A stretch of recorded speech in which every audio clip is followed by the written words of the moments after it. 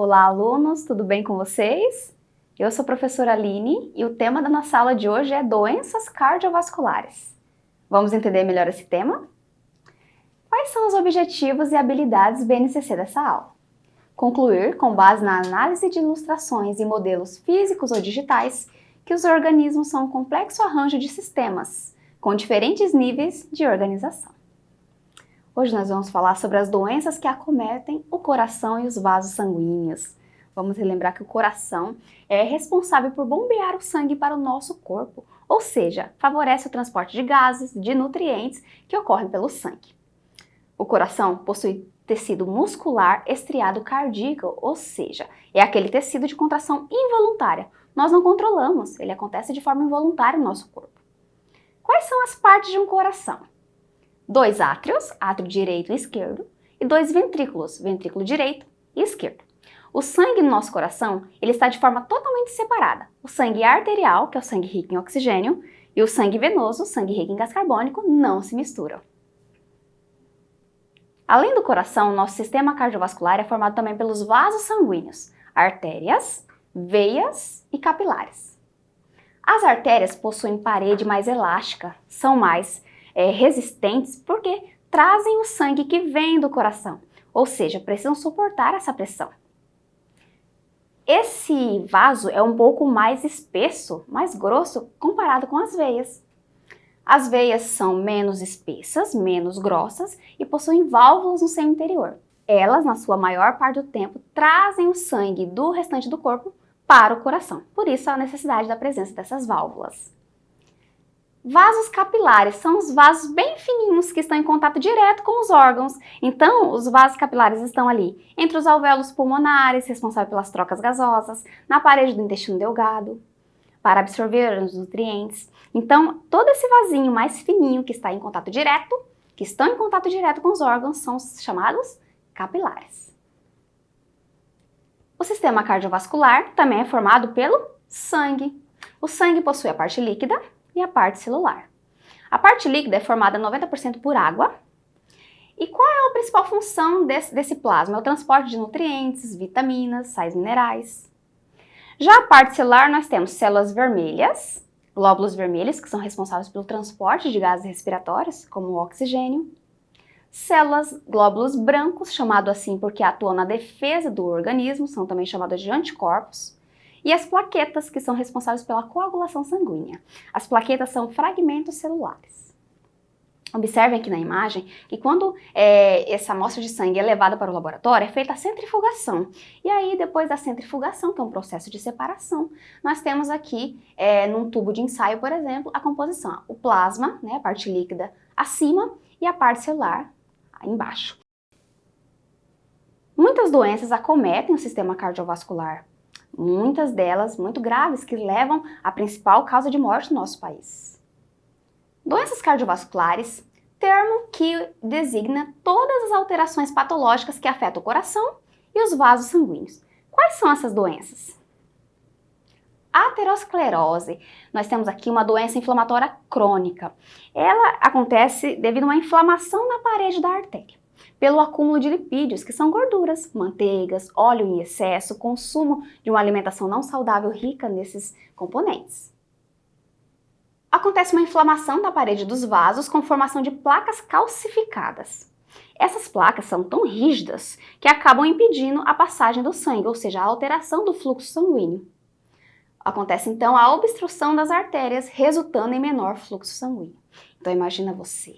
Nós temos aqui um fluxo sanguíneo tão necessário para levar nutrientes, gases, e tem uma obstrução em uma artéria, isso pode levar a um grave risco. Na representação da imagem, nós temos as artérias com funções normais, então aqui nós temos o fluxo sanguíneo passando normalmente. Aqui nós temos o início da disfunção, perceba que o lipídio está ali na região, na parte superior da parede da artéria. A formação da placa na terceira imagem. E na última imagem nós temos aqui já a trombose, ou também chamado essa obstrução que é feita a partir dessa placa calcificada. Infarto do miocárdio. O infarto é uma necrose. É como que o tecido muscular deixe de realizar algumas funções. Acontece por falta de irrigação sanguínea no local. Então, a necrose acontece na parte do músculo cardíaco, né, no nosso coração. É causado pela falta de irrigação sanguínea que pode acontecer por alguma obstrução, por algumas placas de gordura. Então, o sangue, o coração, ele não recebe essa irrigação sanguínea, não recebe oxigênio, não recebe nutrientes. E aí você tem a morte desse tecido. É assim chamado necrose, né, que é a morte do tecido. Na imagem, nós temos aqui como acontece o infarto do miocárdio. Aqui, como exemplo, um ponto de obstrução, né? O vaso sanguíneo está ali obstruído. Aqui, né, na parte inferior da imagem, já temos a formação de uma área de isquemia, né? Esse coração, essa parte do coração não está recebendo fluxo sanguíneo, que vai aumentando, e depois nós temos a necrose total ali do tecido, né? Na região em que não está sendo irrigado. Quais são os principais sintomas de um infarto? Há algumas diferenças entre homens e mulheres. No Brasil, 42% das pessoas que infartam e morrem são mulheres. Quais são os sintomas? Fraqueza intensa, falta de ar, tontura ou desmaio e dor nas costas. Nos homens, dor no peito, formigamento, suor, náusea e sensação de desmaio. Hipertensão, uma outra doença cardiovascular. É uma doença crônica, pode ser genética, e ela é causada pela elevação da pressão arterial, a pressão interna das paredes das artérias. Uma pressão considerada normal é até 14/9. Ao passar disso, nós já temos aqui uma doença crônica, que precisa ser olhada com atenção e cuidada. Quais são os fatores que desencadeiam ou que agravam essa doença? Em primeiro lugar, tabagismo, que é o cigarro, consumo de bebidas alcoólicas, obesidade, estresse, elevado consumo de sal, falta de atividade física e níveis de colesterol elevados. Então, são fatores que, em conjunto, aumentam a probabilidade de se ter uma hipertensão. Terceira doença, AVC, que é também chamado derrame, ou acidente vascular cerebral. Perceba que algumas doenças cardiovasculares também fazem parte do sistema nervoso, porque tem a comunicação entre vasos ali. O AVC é caracterizado pela alteração do fluxo de sangue ao cérebro. É responsável pela morte de células nervosas na região cerebral. Então, como a corrente sanguínea não é facilitada, o fluxo sanguíneo não é facilitado até o cérebro, por alguma obstrução ou por outro motivo, você tem a morte das células do cérebro. Consequentemente, muitas das nossas funções são afetadas. Em muitos casos, nós temos até a morte. O AVC pode se originar de obstrução de vasos sanguíneos, que é chamado isquêmico, ou a ruptura do vaso, que é um AVC hemorrágico. Na imagem, nós temos a representação do AVC isquêmico, né? Que é devido a uma obstrução. Então, perceba ali os vasos sanguíneos sendo obstruídos e as células não recebem essa irrigação.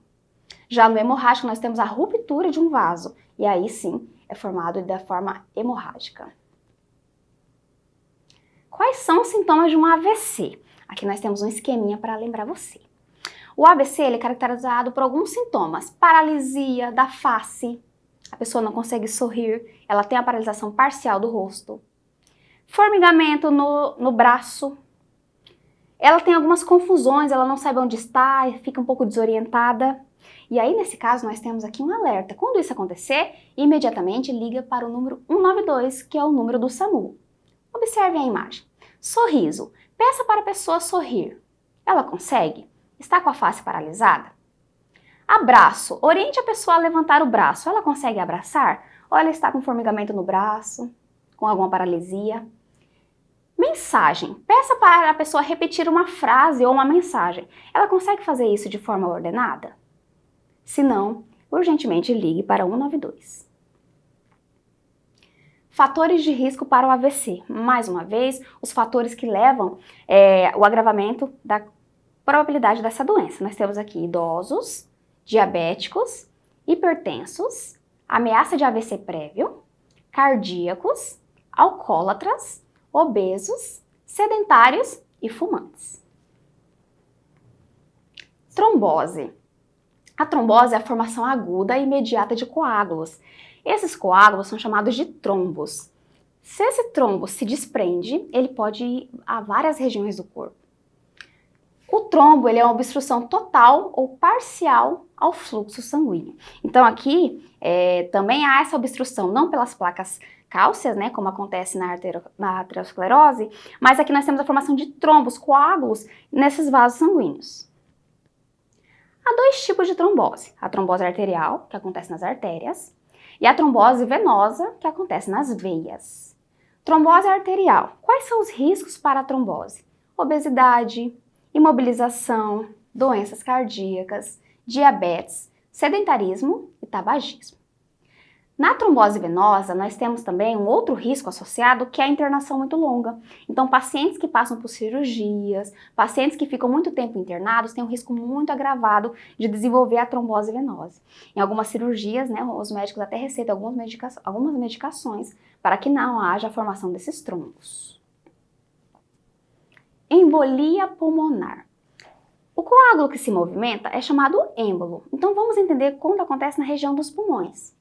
É a obstrução de uma artéria do pulmão, devido ao acúmulo de material sólido trazido pela corrente sanguínea, que é o êmbolo, e o coágulo de sangue, trombo, ou raramente outro material.